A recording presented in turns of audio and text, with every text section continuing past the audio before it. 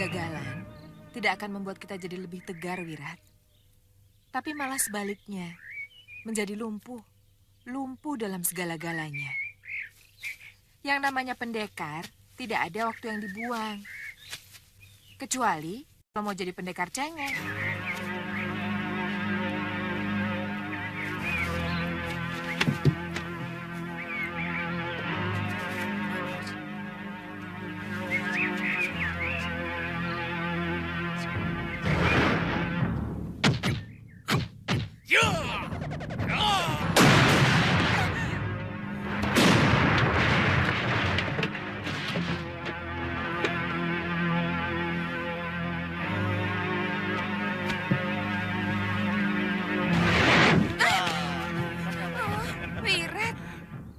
Apa tidak lebih baik kita langsung ke rumah Durgandini, Kang? Jangan Dinda. Lebih baik kita langsung ke Malawapati. Karena kemungkinan besar kita akan bertemu Durgandini dan Sudawirat. Ya, paling tidak kita akan mendengar kabar tentang mereka. Kakang harus menelan obat penawar segala racun ciptaan Bopo ini. Siapa tahu mereka mampu membuat ramuan dari kitab racun yang mereka curi. Begitu tempat mereka kita temukan. Kala itu, Kakang di akan tengah langsung rimbunnya memakan. hutan yang memeluk lereng perbukitan, dua murid muda, Sudawirat dan Lokahita, melangkah penuh kehati-hatian di bawah komando sang maestro racun, Durgandini. Mereka tengah diutus untuk mencari berbagai jenis rempah dan tanaman berbisa yang nantinya akan dijadikan racikan racun mematikan.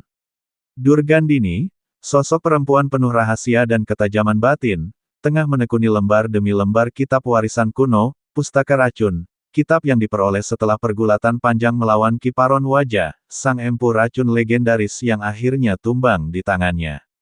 Di bilik peracikannya yang penuh aroma tajam dan menggigit, Durgandini bekerja dengan penuh semangat yang membara. Tangannya lincah mencampur daun, akar, dan getah mematikan dari hasil buruan murid-muridnya. Namun, barangkali karena terlalu bersemangat atau kurang perhitungan, ramuan itu meledak di wajahnya. Ledakan kecil itu menyisakan asap dan semburat hitam di wajahnya, membuat wajah sang maestro berubah menjadi gosong tak karuan. Suatu pemandangan yang tak biasa bagi murid-muridnya. Sudawirat dan Lokahita tak mampu menahan tawa. Mereka terpingkal-pingkal hingga tubuh mereka terguncang, bahkan Sudawirat sempat terguling karena geli melihat gurunya yang biasanya anggun, kini tampak seperti hantu dari dongeng masa kecil. Namun, Durgandini hanya tersenyum simpul dengan wajahnya yang hangus. Ia tidak terusik. Tawa para murid bukanlah hal yang mampu menggoyahkan tekad seorang maestro yang telah membekali diri dengan pusaka warisan racun. Dalam momen itu, Durgandini pun berkata dengan suara rendah namun penuh ancaman, "Kalian tertawa, tapi sebentar lagi dunia akan menangis. Aku akan mencampurkan racun ini ke sumber air Malwapati. Bila air adalah sumber kehidupan, maka aku akan mengubahnya menjadi sumber kematian." Senyumnya menyeringai, matanya bersinar dengan kilau kegilaan. Namun, tidak semua sepakat. Lokahita, sang gadis belia yang tersesat dalam jalan kelam karena pergaulan, mulai menunjukkan tanda-tanda kebimbangan. Ia berseru lirih, "Guru, jika engkau meracuni air, engkau sebenarnya meracuni kehidupan itu sendiri." Tapi Durgandini mengabaikannya. Ia melanjutkan racikannya dengan bantuan Sudawirat, murid kesayangan yang telah buta oleh pujian dan kekuasaan racun. Ketawa lagi. Berhenti. Sudah 53 racun yang berhasil kita ramu. Kalian tahu apa yang ingin kulakukan saat ini?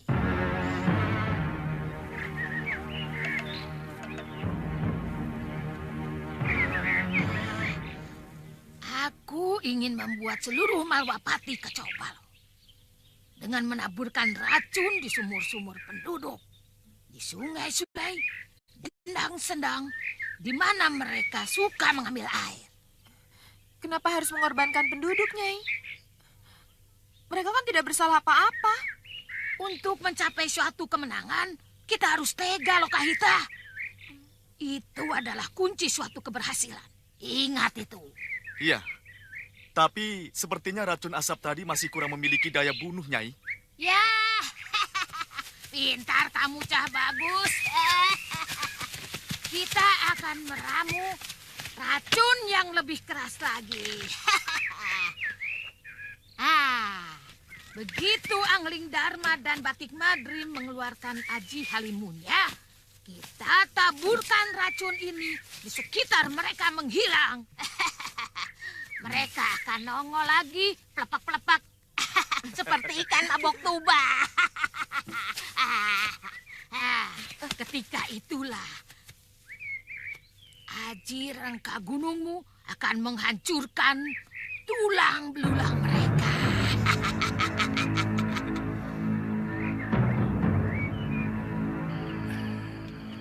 Sejak kematian Pumasura, padepokan ini terasa sepi. Ya, benar. Apalagi Nyi Dewi Sintawati selalu dirundung kesedihan.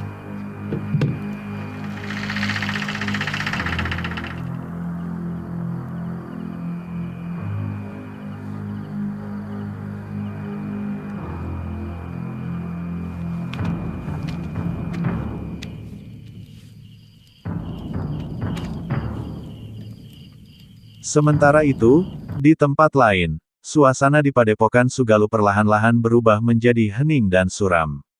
Sejak kepergian Empu Mahasyura, yang merupakan generasi kedua dari pewaris ilmu tinggi di Padepokan itu, seluruh tempat terasa mati. Dewi Sintawati, istri sang Empu, memilih menyepi dalam bilik pertapaannya. Hari berganti malam, minggu berganti bulan, tapi pintu kamarnya tak pernah terbuka. Murid-muridnya hanya bisa meletakkan makanan di depan pintu, yang tak pernah tersentuh. Pada suatu malam, tatkala rembulan menggantung lesu di langit, Sukma Suryapati datang dan dengan lembut bertanya, "Mengapa engkau terus mengurung diri, wahai Dewi?" Dengan mata yang sudah kering oleh air mata dendam, Dewi Sintawati menjawab tegas, "Sampai aku menemukan orang yang mampu mengalahkan Durgandini, aku tak akan keluar dari semediku." Sukma Suryapati hanya bisa mengangguk lemah, tak kuasa membantah. Api dendam itu membara, sebab Durgandini telah merenggut suami dan anaknya dalam satu malam penuh darah.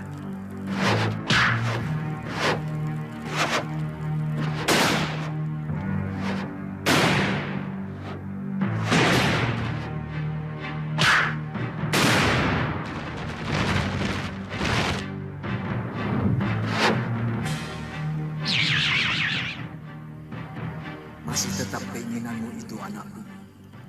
Kamu tidak percaya bahwa Durgandini akan mendapat karma dari Dewata? Saya ingin menjadi alat karma itu, Romo Pangeran. Kematian Kakang Mahasyura dan anak saya Galuh terlalu kejam dan sangat mengenaskan. Saya tidak bisa membiarkannya. Bukankah salah seorang murid Mahasyura, si Suliwa, akan membalaskan kematian anak dan suamimu? Saya ingin. Sayalah yang melakukannya. Romo sangat tahu betapa lengkap kesaktian Durgandini. Dan Romo pun pasti tahu bagaimana cara mengalahkannya, bukan menangkannya.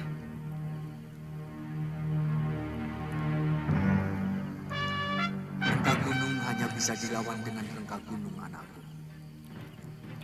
Tapi aku sudah berjanji pada diriku sendiri untuk tidak menurunkan ilmu jahat itu kepada siapapun, termasuk pada Mahasyura, Suliwa, maupun kepadamu.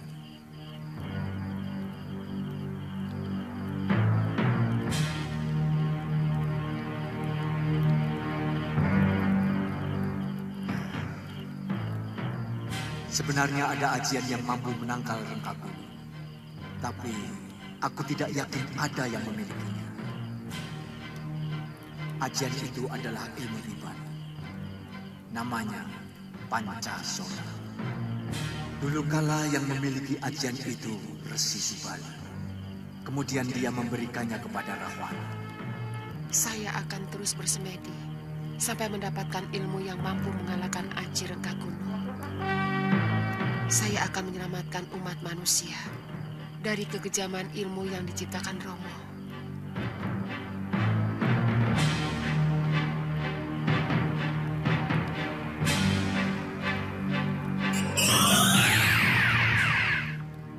Romo? Romo?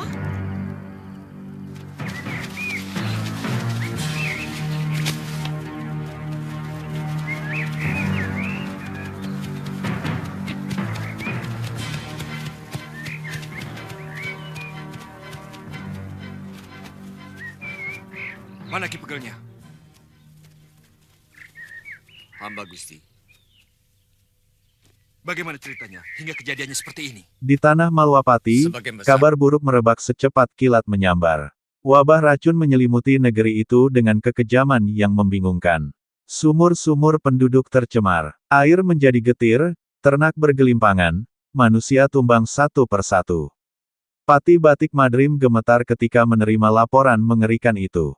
Ia turun sendiri ke lapangan, menyaksikan dengan mata kepala bagaimana rakyatnya merintih dalam kepanikan. Dengan langkah berat, ia menghadap Prabu Anglingdarma. "Ampun, Baginda," ucapnya lirih, "negeri ini sedang dirundung malapetaka. Air kehidupan kita telah berbalik menjadi kutukan." Di ruangan itu, kebetulan Suliwa turut hadir. Wajahnya menegang ketika mendengar nama Kiparon Wajah disebut sebagai dalang di balik racun mematikan itu. Namun Suliwa tahu sesuatu yang tidak semua orang tahu, bahwa Kiparon Wajah telah tewas di tangan Durgandini dan Sudawirat. Tinggal ini rakyat kami yang tersisa.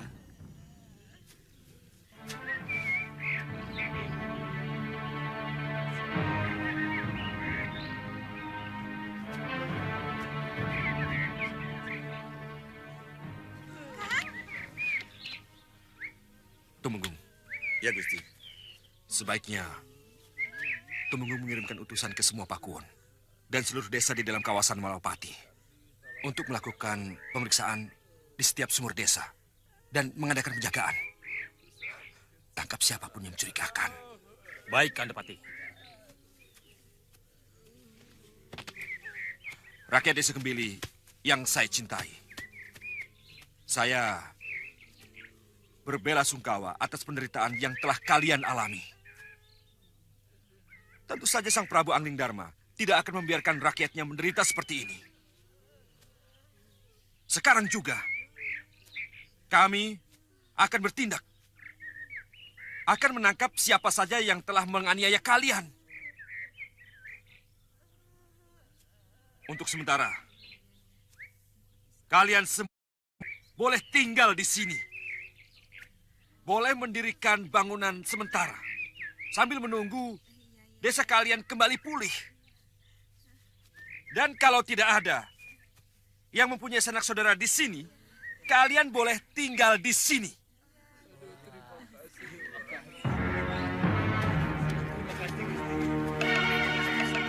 Biadab! Siapa yang berani mengorbankan rakyat untuk menghancurkan negeriku adalah sekeji-kejinya musuh yang harus dihancurkan.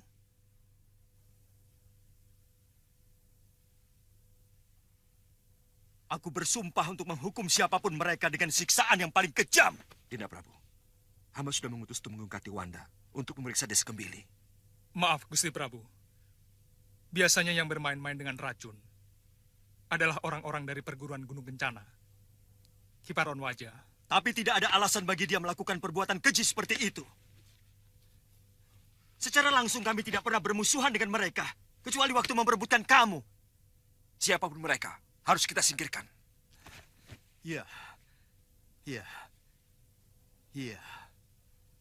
Lokahita, apa yang kita lakukan adalah untuk membuat Anglingdarma dan semua panglimanya kebingungan. Salah pikiranmu. Kalau menuduh aku sengaja membunuh rakyat. Lebih dari membunuh, Nyai. Kita sudah menyengsarakan begitu banyak orang yang sama sekali tidak punya dosa kepada kita, Nyai. Kita telah meracuni air, sedangkan air itu adalah kehidupan. Dan kita telah merusak kehidupan itu. Ya, dari dulu nasib rakyat memang harus begitu. Semua pertentangan para pemimpin selalu mengatasnamakan rakyat. Membela rakyat katanya. Memperjuangkan hak rakyat katanya. Itu semua omong kosong. Maksud Nyai apa itu? Yang kita lakukan serba jelas. Rakyat tahu kalau kita ini musuh mereka. Sementara yang dilakukan para pemimpin seolah-olah membela rakyat. Padahal memperalat mereka untuk mencapai kedudukan dan kekuasaan. Kenapa kita tidak langsung saja ke Kedaton seperti yang dulu pernah kita lakukan, Nyai? Apa hasilnya? Kita keok. 4 sahabatku tewas.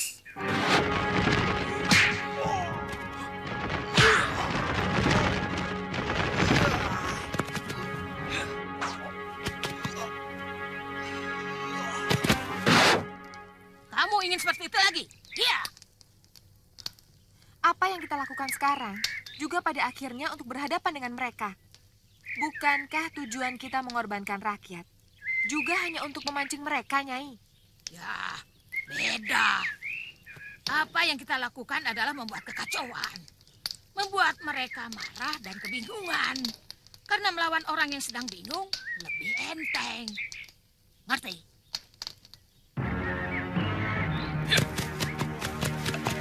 Tunggu, Gusti. Lebih baik kita langsung ke Gunung Kencana. Paron Wajah harus menerima hukuman yang setimpal, Gusti. Iya, aku khawatir. Mereka juga meracuni desa-desa yang lain, Liwa. Tapi, bukankah Gusti Patih sudah menugaskan para temenggung? Dan juga Gusti Prabu sendiri akan langsung ke desa Gembili, Gusti Patih. Iya, kamu benar, Liwa. Ayo. Ya. Iya. Iya. Iya. Iya. Iya.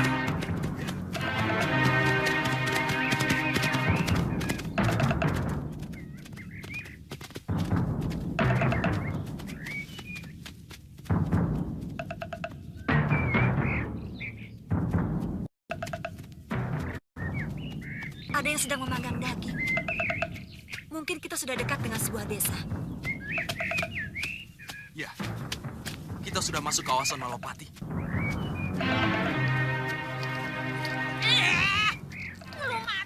Orang yang Maka, Suliwa dan Pati Batik Madrim pun diutus mengunjungi sisa padepokan Gunung Kencana, dengan harapan dapat menemukan penawar dari racun warisan Ki Paron Wajah. Sayang, semuanya telah hancur. Namun di tengah perjalanan, Fatmasari dan suaminya, Pria Mitra, tanpa sengaja berpapasan dengan Durgandini, Sudawirat, dan Lokahita. Ketegangan pun membuncah. Pria Mitra, yang masih menyimpan dendam karena mertuanya adalah Ki Paron Wajah, langsung melabrak Sudawirat dan Lokahita. Kata-kata tajam dilontarkan, terutama antara saudara kandung, Pria Mitra dan Lokahita, yang kini berada di kubu berlawanan. Sudawirat yang tersulut emosi pun melepaskan ajian tingkat tinggi. Lokahita berusaha menghalangi, namun sia-sia. Serangan itu membuat Pria Mitra terhempas ke tanah, nyaris mati. Lokahita menangis meraung. Namun, keajaiban terjadi. Pria Mitra bangkit kembali dengan ajian Rawa Rontek, sebuah ajian sakti warisan langka yang membuat pemiliknya tak bisa mati dengan mudah. Ia kembali bangkit dan menyerang Sudawirat serta Durgandini dengan amarah membara. Rawa Rontek! Rawa Rontek. Rawa Rontek. Cah bagus. Ilmu itu tidak bisa membunuh orang, Nak. Aku menuntut balas atas kematian mertuaku. Mertua? Siapa yang berani menentang keinginan Durgandini? Harus kuhabisi, mengerti? Ya.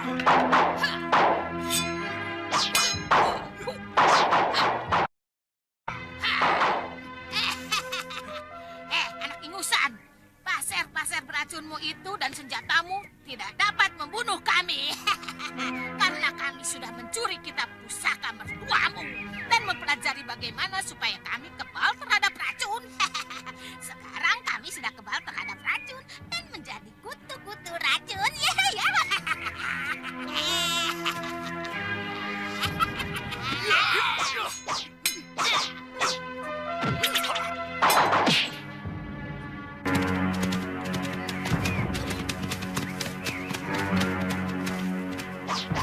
Gusti, sepertinya ada yang bertarung, Gusti. Ayo, kita lihat, Liwa. Ayo. Ya.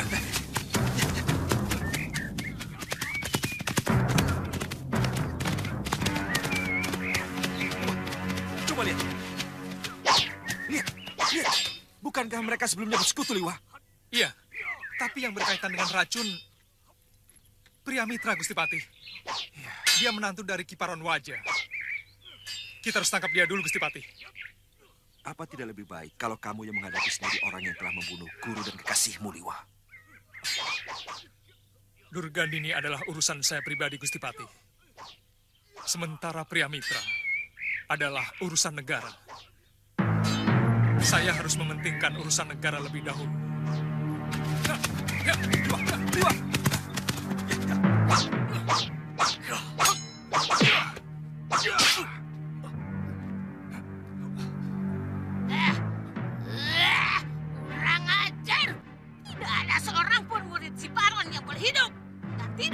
seorang pun yang boleh menyentuh kulit muridku. Jangan! Jangan, Guru! Jangan, Wirat! Saya mohon, Guru. Jangan gunakan rengga gunung. Dia kakak kandung saya. Jangan gunakan rengga gunung. Hiya! Anak tidak tahu diuntung. Dia mau membunuh muridku masih juga mengaku kakak. Hampir saja kau kubunuh dengan aji rengga gunungku. Kau beruntung, Hita. Aku masih menyisakan sabar untukmu. Lihat, sekali lagi kau ikut campur akan kubunuh kau.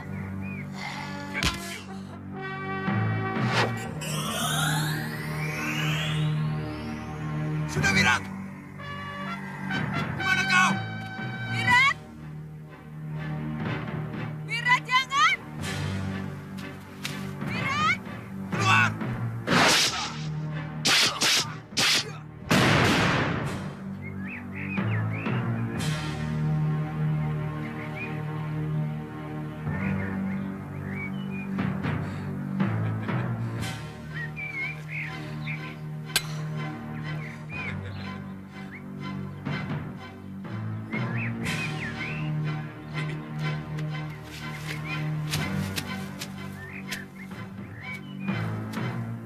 Ada apa, Bi? Kenapa? Jangan sentuh aku! Tidak pantas kamu menjadi kekasihku. Kamu tega membunuh kakak kandungku sendiri. Aku terpaksa melakukannya, Bi. Dia hampir membunuhku, Bi. Maafkan aku, Bi. Jangan sentuh! Kini, kamu tega membunuh kakak kandungku. Bukan tidak mungkin. Suatu saat kamu pasti akan membunuhku.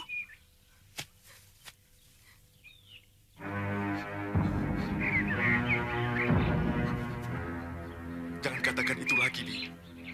Aku mohon, Bi. Itu menyakiti hatiku, Bi.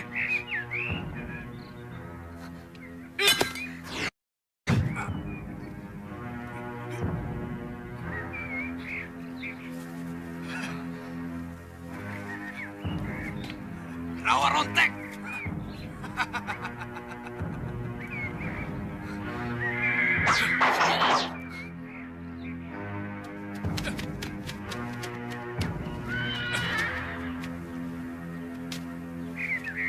Pria Mitra, kamu telah meracuni sumur dan sendang milik penduduk.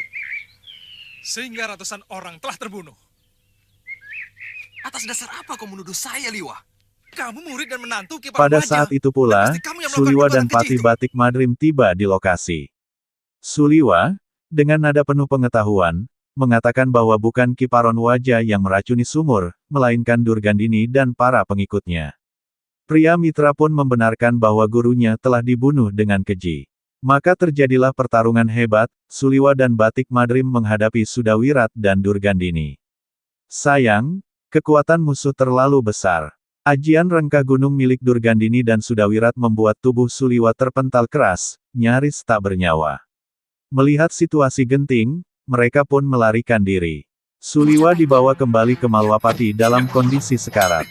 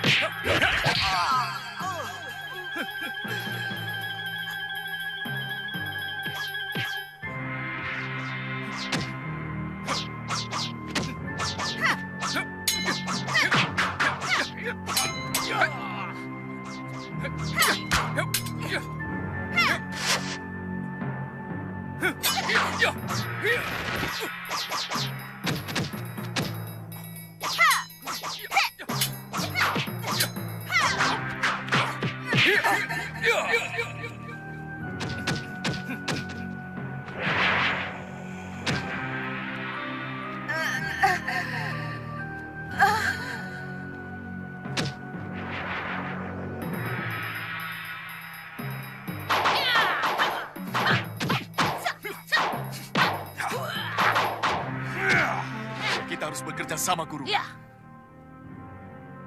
Ya.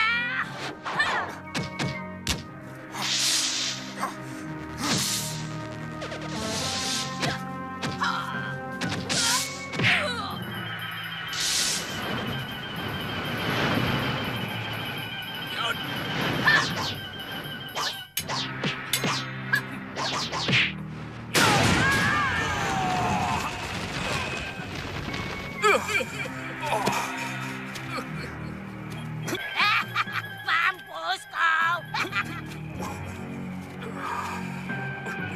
Kita berhasil, Cah Bagus. Kita habisi semuanya saja, Guru. Kita harus kumpulkan tenaga kita. Jangan dihabiskan. Lihat, kita harus butuh tenaga yang lebih besar lagi untuk membinasakan si itu. Benar juga, Guru. Lagi pula. Bibi, Jangan lama-lama, cepat. Liwa! Tahan, Liwa. Tahan. kamu tidak mendustaiku, Priamitra. Di kerajaan, Bukankah selama ini para kamu tabib bersekongkol istana berjuang keras menyelamatkan nyawa Suliwa. Priamitra dan istrinya, Fatmasari, turut mendampingi dengan air mata dan luka hati. Dalam keheningan malam, Priamitra menceritakan segalanya kepada Prabu Anglingdarma, bagaimana padepokan Gunung Kencana hancur luluh, para murid tewas, dan hanya sisa-sisa kehormatan yang mereka bawa. Namun, dari kehancuran itu lahirlah tekad. Priamitra dan Fatmasari bersumpah untuk menetralkan racun yang merusak negeri. Prabu Anglingdarma pun bersuka cita menerima tawaran itu.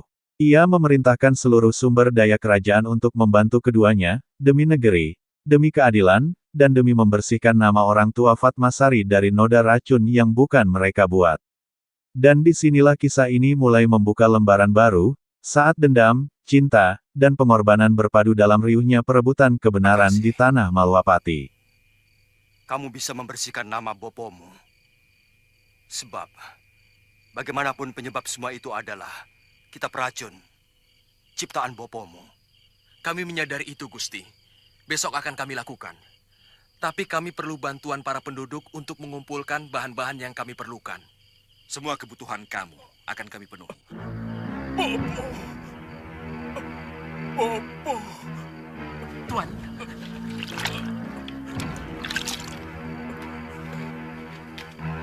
Tuan. Bopo! Tidak, Prabu. Aku pernah mengalami seperti itu. Sangat sakit. Waktu itu, Liwa dan Guru Masura yang telah menyelamatkan nyawaku. Sekarang siapa yang sanggup menyelamatkan jiwanya? Liwa.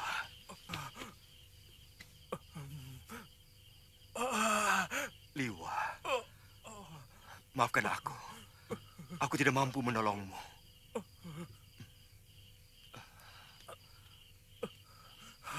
Liwa. Bertahanlah, Liwa.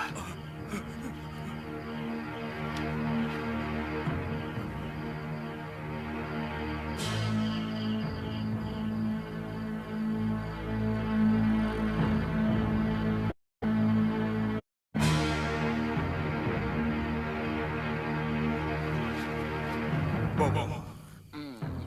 Bongong. Bangun, Bongong.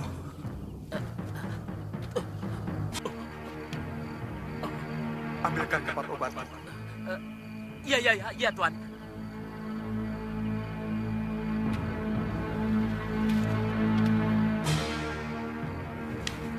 Bongong. Ambil bumbung bambu yang tutupnya kuning. Iya. Tuangkan isinya pada mangkuk. Dan seduh dengan air. Ini, Tuan. Ya, ya. Ya, baik-baik. Seduh sekarang. Lalu pada bagian kulit-kulitku yang retak dan gosong. Bongong.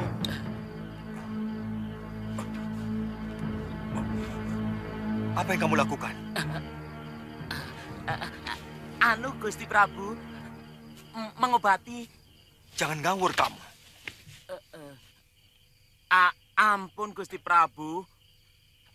Hamba pernah melihat Tuan Suliwa mengobati Tuan Aditya yang kena pukulan rengkah gunung memakai obat ini.